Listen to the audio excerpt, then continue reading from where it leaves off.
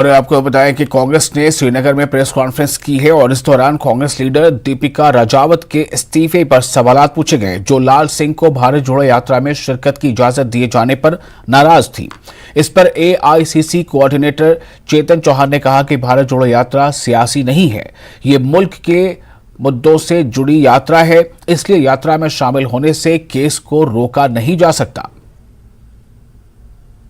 देखिए, एक भारत जोड़ो यात्रा का अगर आप पूरा उसको समझने की कोशिश करें तो ये कोई राजनीतिक यात्रा नहीं। अगर आप इसको समझे, राहुल जी जो मुद्दे लेके चले हैं वो मुद्दे पूरे देश के हैं, हर समाज के, हर वर्ग के हैं, और इसके अंदर कोई आदमी अपना योगदान देना चाहता है, अपना साथ चलना चाहता है। अगर वो साथ चलना चाहता है और अपने जो मुद्दे इस देश के हैं उसके साथ, उन मुद्दों के साथ लड़ाई लड़ना चाहता है, तो हम हमेशा वेलकम करते हैं उसको। हम ये चीज कहीं भी हमने किसी प्रदेश में ये नहीं कहा। अगर कोई आदमी राजनीति अपने प्रदेश में करता है परंतु वो इन मुद्दों के साथ खड़ा होकर राहुल जी के साथ चलना चाहता है, तो हमें उसमें कोई आपत्ति ना तो होनी चाहिए और ना है। आप एक बात समझिए कि जब यात्रा चलती है, यात्रा के अंदर कोई भी आदमी आपके साथ चल सकता है, और हमने कोई कहीं पर भी ये नहीं कहा कि हमने लाल सिंह जी को बुलाया है।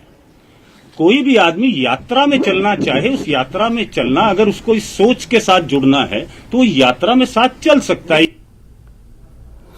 और बीजेपी लीडर और लासीपुरा ब्लॉक के चेयरमैन सज्जाद रैना ने आवाम से अपील की है कि वो देही इलाकों में मुनक्किद हो रही ग्राम सभा में बढ़ चढ़कर हिस्सा लें ताकि देही इलाके तरक्की की राह पर गामजन हो सके।